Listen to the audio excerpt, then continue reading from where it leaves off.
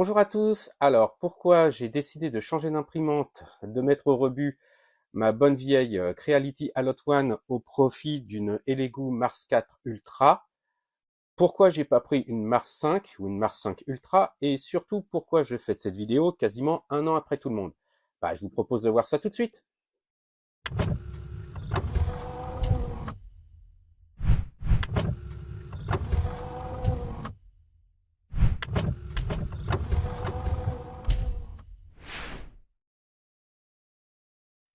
Bonjour, donc comme je vous le disais en introduction, dernièrement, c'est relatif, hein, au mois de décembre pour être exact, j'ai fait l'acquisition de la Mars 4 Ultra de chez Elegoo pour remplacer ma Creality Alloy One que je possédais depuis presque 2 ans. Alors, pourquoi ce changement? On va tout de suite répondre à la première question.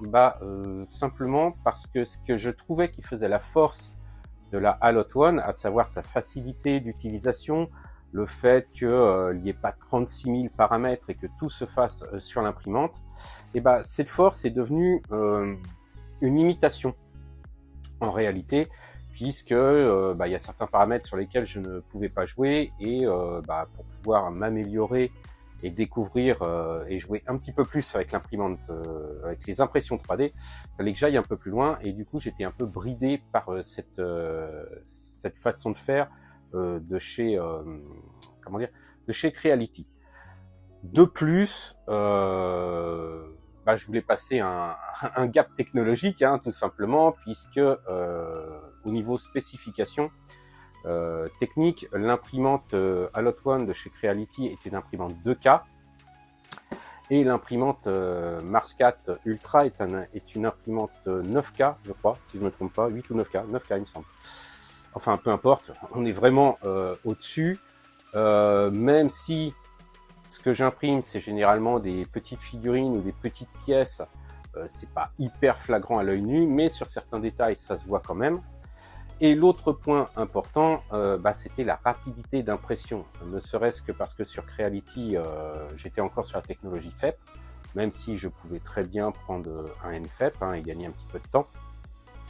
Là, j'utilise, est livré avec cette machine-là, le FEP de dernière génération, il me semble, qui permet d'imprimer encore plus vite, même si j'utilise pas de la résine rapide, ce dont je vous parlerai un petit peu plus tard.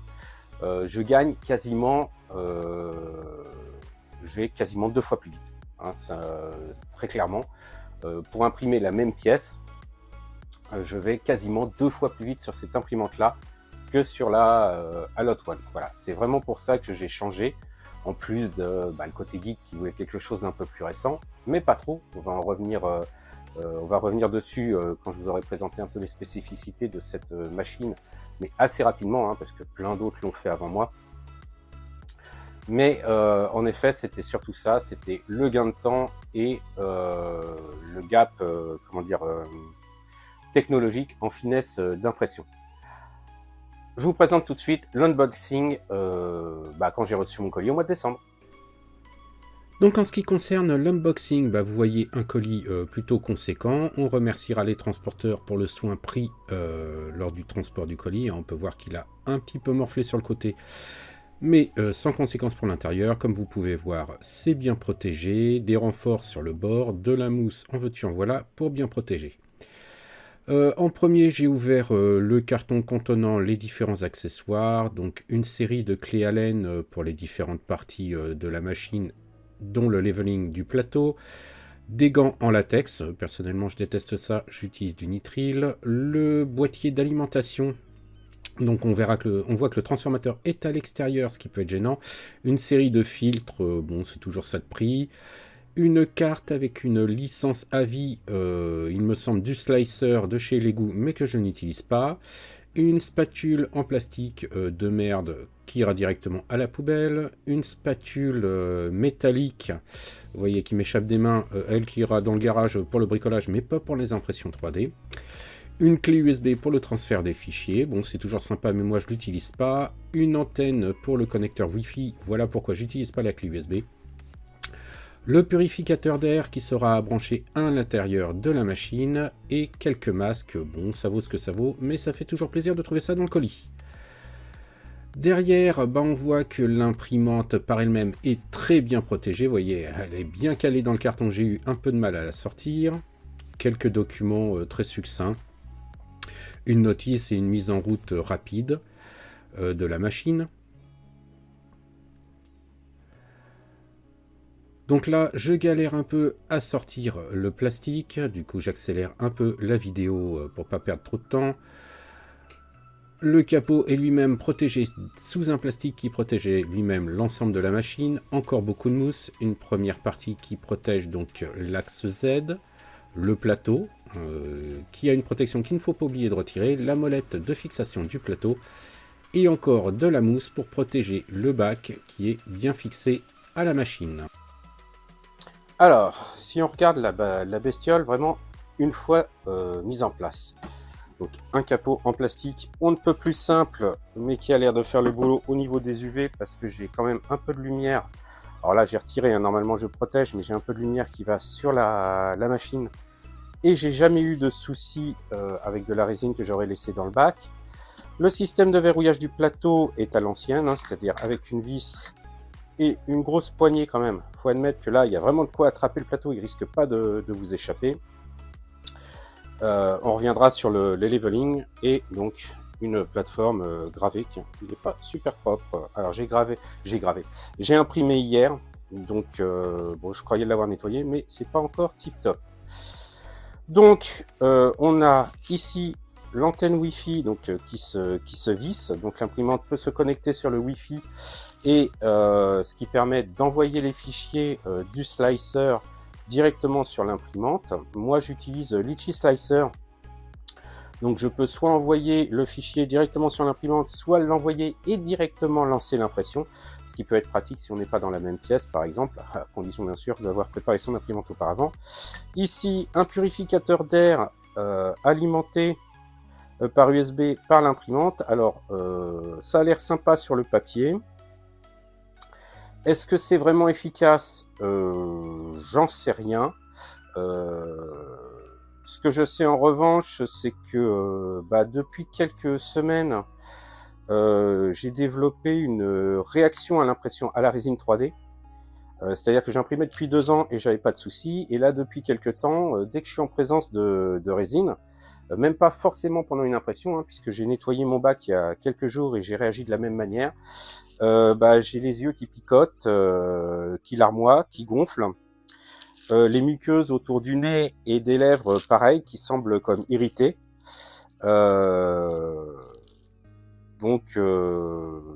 Pourtant la pièce est aérée, j'ai un purificateur d'air extérieur, alors ça vaut ce que ça vaut, mais c'est toujours mieux que rien, il est juste là, derrière l'imprimante.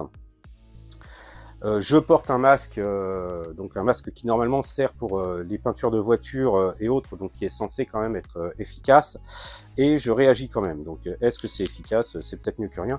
Et l'autre défaut, c'est que autant les systèmes auto-alimentés, c'est-à-dire qu'ils se rechargent et qu'on pose directement dans l'imprimante, on peut changer la cartouche a priori de charbon actif, tandis que sur ces modèles-là, j'ai cherché, ça n'a pas l'air démontable, faut changer l'ensemble du filtre. C'est quand même, je crois, 20 balles les 2 filtres.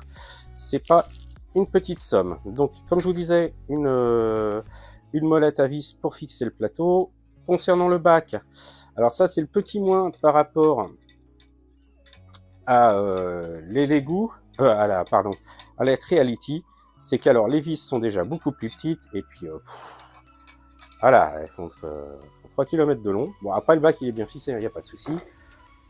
Voilà, le bac est assez sympa, donc là le FEP a quand même déjà servi pas mal de fois, donc il est un petit peu, je dirais pas en fin de vie, mais bon, un niveau max. Alors comparé au bac de la Creality qui était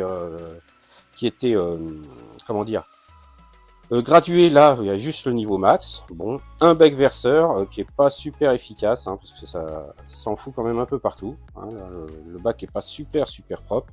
L'écran est déjà protégé avec un scotch autour, donc j'ai pas eu à le faire, à contrario de la Creality.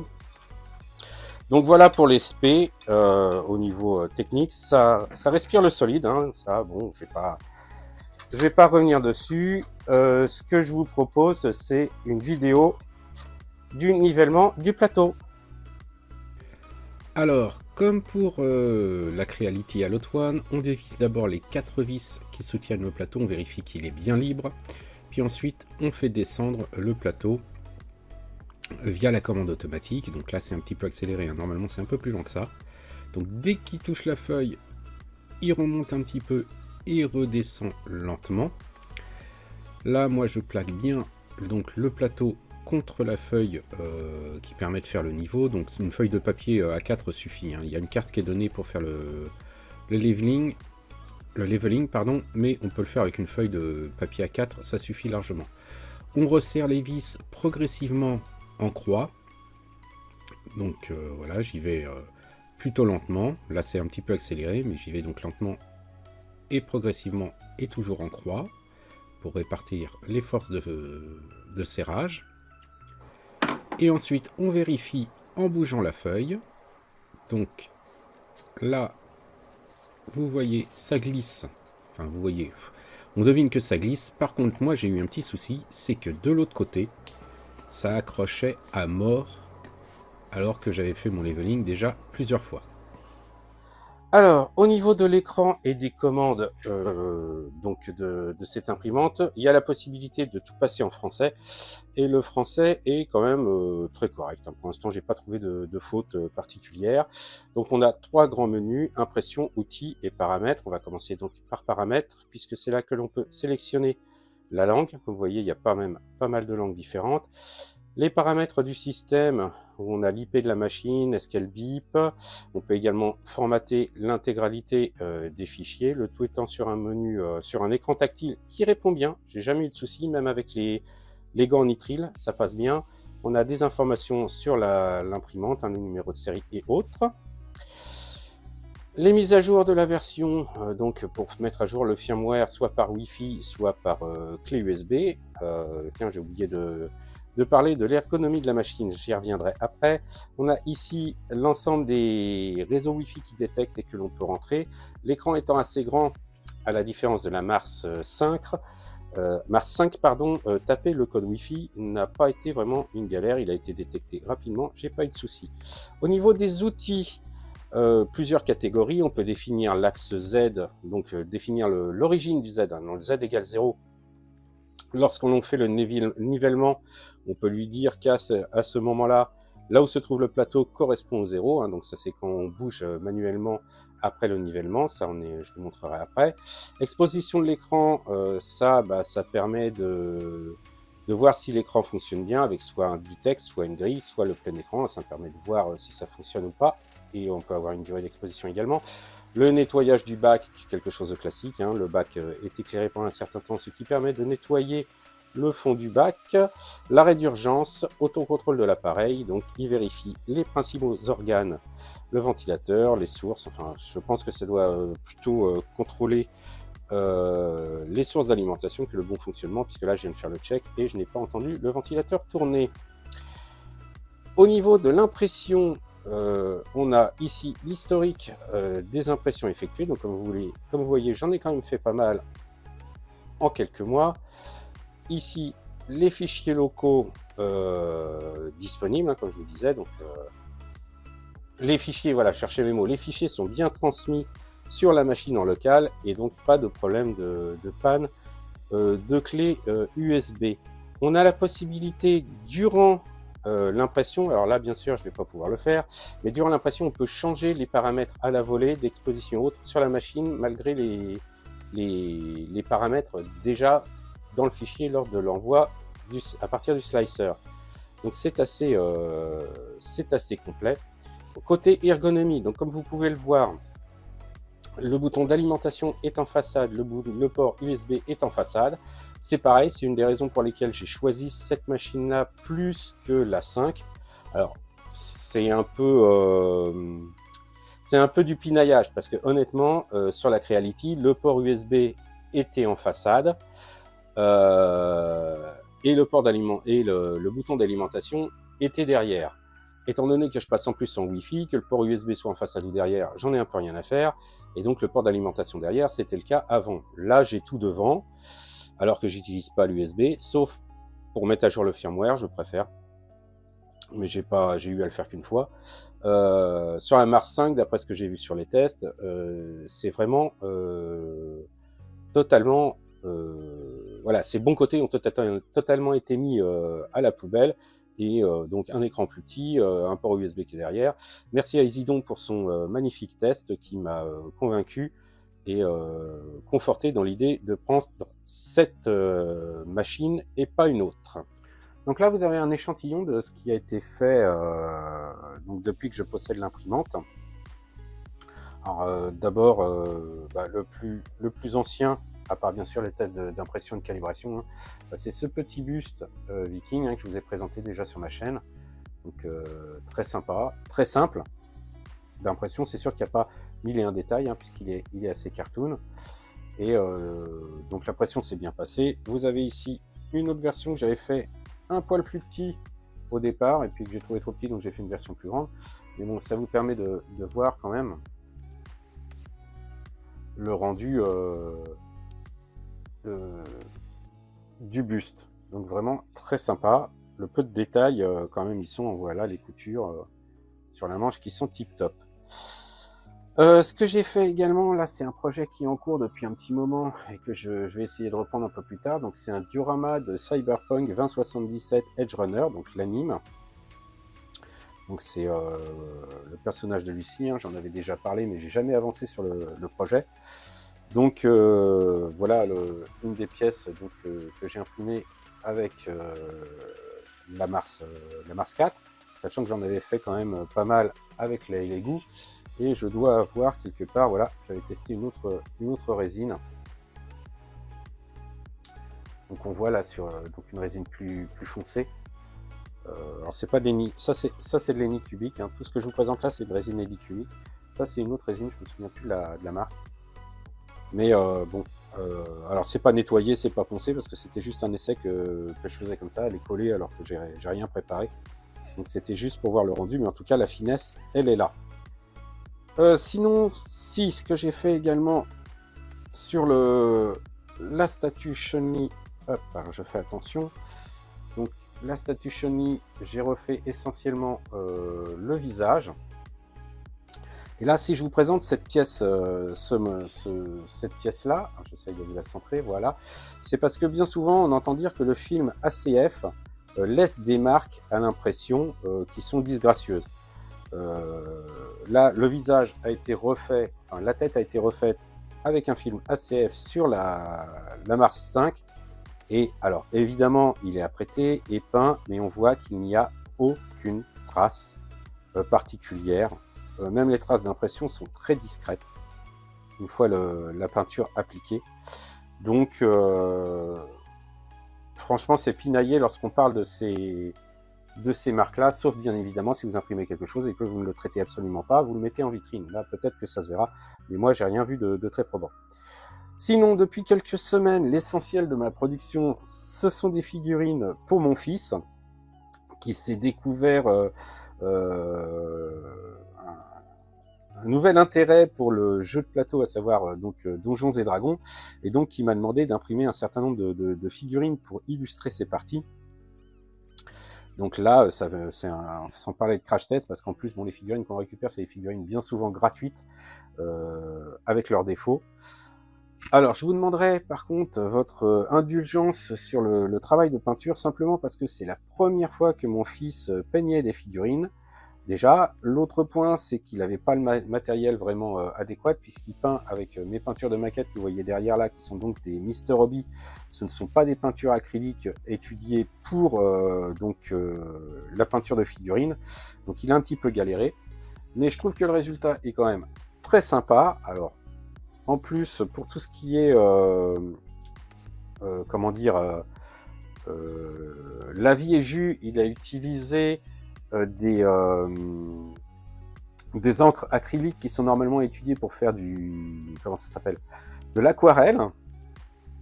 Donc si on part du principe que c'est sans doute ça, là je crois que c'est sa première figurine qu'il n'avait pas le matériel pour, et qui découvrait le hobby, et qu'en plus elle n'est pas finie, hein, il reste quand même encore des ombrages, des choses à faire, et bah, il peut être fier de son résultat, hein. On a tous débuté un jour, et franchement, là, pour un début, c'est déjà super maîtrisé. Bon, il y a quelques petits défauts par-ci par-là, mais même aujourd'hui encore, j'en fais pas mal. Mais surtout, grâce à ça, on peut voir que au niveau de l'impression, les plumes sont vraiment bien faites, et que les détails ressortent bien. Voilà, là, on le voit peut-être mieux encore là. Sans grosse trace non plus, vraiment une impression de très belle qualité. On peut voir également ici, il a fait deux espèces de dragons. Alors, je vous prie de m'excuser, je ne connais pas l'univers de Donjons et Dragons plus que ça, donc je ne connais pas le nom des créatures. Même si je les ai imprimées, je ne me souviens plus comment elles s'appellent. Donc là, par contre, c'est avec des encres faites pour le speed paint, hein. Donc c'est en cours, c'est pas fini, hein, comme l'autre figurine, hein. Il est en train de peindre, mais doucement, parce que c'est un étudiant, hein, donc on passe beaucoup de temps sur ses études et un peu moins sur les hobbies en ce moment. Mais bon, voilà. Et ce qu'on peut voir surtout, c'est voilà, les détails qui ressortent bien au niveau de l'impression, alors mis en valeur par la peinture, hein, bien entendu. Mais voilà, que ce soit les espèces d'écailles là, que ce soit les nervures sur les ailes, vraiment, c'est tip top au niveau de l'impression, et c'est du 50 microns, et on ne voit pas, quasiment pas, alors, encore une fois, hein, c'est apprêté, c'est peint, mais le rendu est vraiment tip top. Je suis vraiment satisfait par la qualité d'impression de cette machine. On va finir avec cette figurine, donc qui est vraiment très belle, très réussie. Alors, je vais essayer de m'approcher pour que vous voyez vraiment le rendu et tous les détails.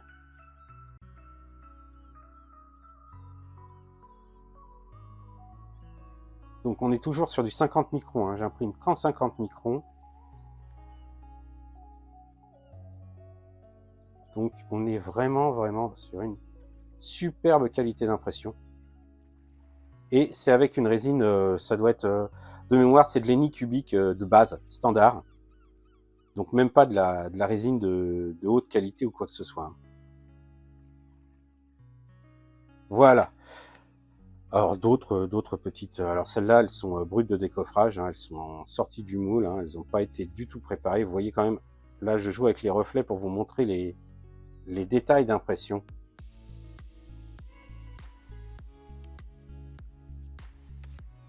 Là c'est une espèce de vipère des laves, je crois, hein, je connais pas trop le détail encore. Donc pas du tout nettoyées, enfin nettoyées, elles n'ont pas été ébavurées ni quoi que ce soit. Donc voilà pour les résultats d'impression. Alors au final, est-ce que je suis content de mon achat? L'achat, oui.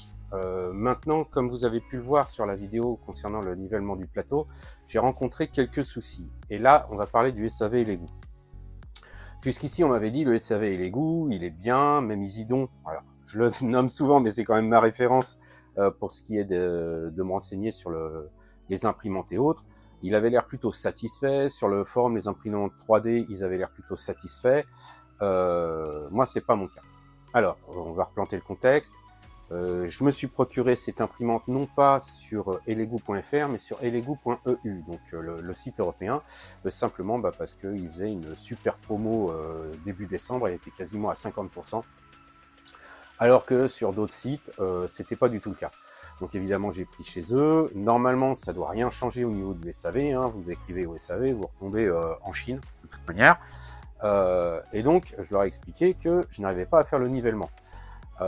Première réponse est logique, envoyez-nous la vidéo, donc celle que je vous ai montrée, montrant comment vous faites votre nivellement de plateau, et on vous dira si c'est bien ou si c'est pas bien. Donc je leur envoie la vidéo en leur disant quand même que j'ai 2 ans d'expérience, que j'ai déjà fait plusieurs nivellements sur une autre marque, dont le réglage était identique, et que j'avais jamais rencontré ce type de problème, et que de plus, j'avais certains soucis lors de l'impression, bien évidemment. La réponse, ça a été ouais, vous le faites bien, mais ce qu'il faudrait, c'est en même temps que vous serrez les vis, plaquer le plateau des 2 côtés. Donc à part me faire aider par une deuxième personne pendant que je plaque le plateau et celle-ci visse bien en croix, je voyais pas trop comment faire. De plus, j'avais fait un autre test hyper simple, c'est que, comme vous l'avez remarqué sur la vidéo, ça bloque en haut à gauche. Si j'inverse le plateau, donc j'ai démonté le plateau, je l'ai inversé. Si c'était le plateau qui n'était pas correct ou le nivellement qui ne se faisait pas de manière correcte, eh ben le point dur aurait dû passer de en haut à gauche en bas à droite. Or non, le point dur restait toujours en haut à gauche. Donc pour moi, le plateau était totalement hors de cause sur ce problème-là. La seule chose que le SAV et Elegoo m'a proposé, c'est de me renvoyer un nouveau plateau. Donc j'ai un plateau tout neuf derrière qui ne me sert pas. Et bien évidemment, j'ai quand même fait un test. J'ai eu exactement la même chose avec ce plateau tout neuf qu'avec celui qui était livré avec la machine. Donc sûr et certain, ce que je soupçonnais, c'est que le problème venait soit du châssis, soit de l'écran qui était mal placé. Comme la machine était sous garantie, il était hors de question de la démonter. J'ai essayé de négocier, de dialoguer, de voir avec Elegoo, ils n'ont jamais rien voulu savoir. Il a fallu que je passe par une connaissance au niveau professionnel qui travaillait, qui avait des contacts avec des entreprises de SAV qui ont pris la machine. Alors je sais pas, j'ai pas vérifié le numéro de série, mais je sais pas s'ils me l'ont changé ou s'ils l'ont réparé, mais une semaine après je la récupérais et tout fonctionnait parfaitement bien, j'avais plus de problème de nivellement. Donc comme d'habitude, hein, des petits problèmes faciles, je pense que c'est pris en charge. Après, Elegoo, ils sont peut-être aussi victimes de leur succès, ils doivent couler sous les demandes, également des gens qui sont peut-être pas forcément honnêtes, et du coup ils demandent plus de garanties et sont peut-être un peu plus tatillons et sont moins enclins à faire des échanges, mais en attendant, j'aurais pas eu cette astuce-là, j'aurais peut-être encore une machine qui fonctionne que partiellement. Mais à part ça, je suis vraiment satisfait et très content de cette machine-là. Elle est rapide, elle est fiable, j'ai jamais eu de fail mettant en cause la machine. J'ai eu des fails, mais c'est moi qui avais mal préparé mon fichier. Donc voilà, je recommande. Pourquoi cette vidéo tardive? Alors déjà, en informatique, j'ai une habitude au niveau des logiciels. Très souvent, je les prends pas quand ils viennent de sortir. J'attends de voir ce qui se passe, j'attends les mises à jour, j'attends les correctifs, j'attends de voir que les autres essuient les plâtres, et après, bon, je prends. Même si j'ai une génération de retard sur ce qui se fait, au moins j'ai un produit qui a déjà essuyé les plâtres et qui du coup est censé être fiable. J'applique également donc cette méthodologie et cette philosophie au niveau de l'impression 3D. J'ai pris la Creality Alloy One pour son prix, mais également parce qu'il y avait un certain recul d'utilisation sur cette machine et je savais dans quoi je mettais les pieds. Quand je me suis décidé à prendre la Mars 4 Ultra, la 5 était sortie depuis quelques temps. Il y avait eu pas mal de tests qui parlaient de choses très très bien. Isidon, qui a donc été un peu plus loin, du moins de mon point de vue, a soulevé des points qui étaient pas terribles.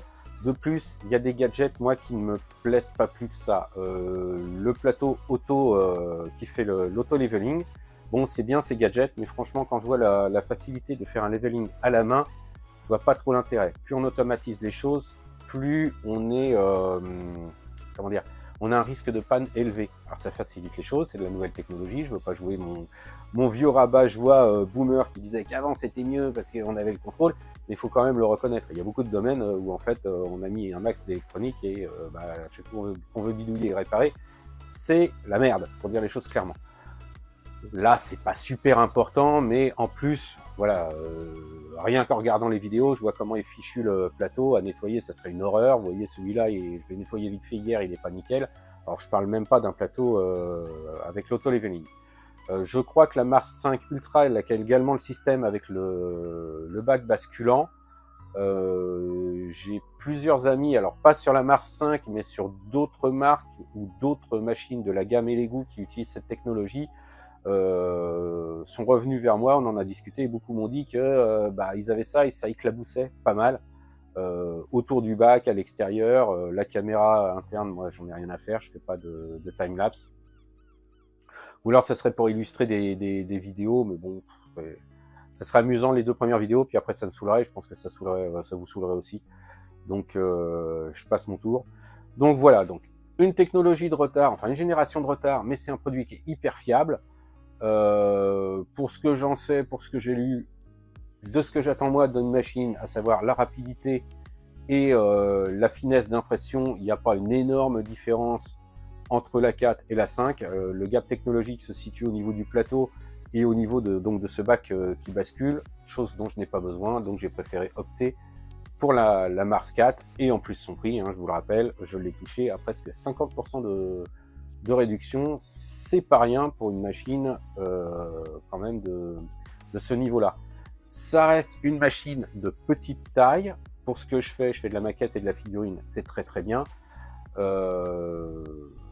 Non, bah, je suis pleinement satisfait, et si vous hésitez encore un peu, bah, je vous recommande cette machine, elle est très très bien. La Mars 4 classique aussi, elle est bien, hein. Attention, hein, j'ai pris la Ultra parce qu'au niveau du prix, la différence au niveau de la promotion entre les deux était pas telle que ça valait pas le coup de prendre celle-là. Encore une fois, il y a aussi le côté financier qui m'a un peu guidé sur mon choix. Voilà, bah, j'en ai fini avec cette présentation, enfin cette review après 4 mois d'utilisation de cette Mars 4 Ultra, pardon. Si vous avez des questions, n'hésitez pas, la section commentaires est là pour ça. Pour voir les résultats de ce que je fais, alors aujourd'hui, en ce moment, comme vous avez vu, j'imprime pas tellement pour moi, j'imprime essentiellement pour mon fils, donc il n'y aura pas de vidéo concernant ces figurines et autres, hein, puisque moi je fais que l'usine, hein. J'imprime les figurines et lui après il les peint et il les utilise dans ses parties de Donjons et Dragons, donc il n'y aura pas de vidéo.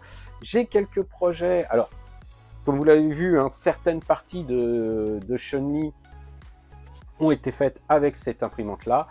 Quand j'ai repris les mains, j'ai refait le visage, j'ai refait les pans de la robe avec. Donc voilà, mais elle n'a pas été faite intégralement dessus. Le buste de Viking, vous l'avez vu. J'ai quelques projets d'impression 3D, mais je mets un peu le frein et ça va mettre du temps, simplement parce que par rapport à mon allergie, hein, là au moment où je vous parle, ça s'est irrité à ce niveau-là et sur le bord des yeux, alors que j'ai imprimé hier, que là, l'imprimant la pièce, alors c'est la même pièce, hein, dans laquelle j'ai imprimé, dans laquelle je fais mes tournages, mais elle est grande ouverte, la fenêtre est grande ouverte. Je suis en plein courant d'air, qui est un petit peu frisquet d'ailleurs, mais pourtant voilà, je réagis, et j'ai pris un antistabilique, donc soyez prudents également avec ça, faites très attention.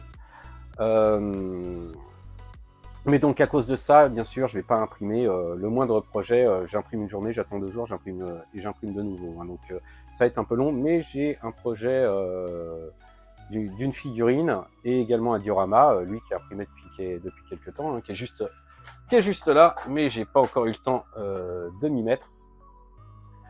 Donc vous verrez quand même des résultats de production de cette machine. En attendant, prenez soin de vous, je vous dis à très bientôt. Ciao ciao.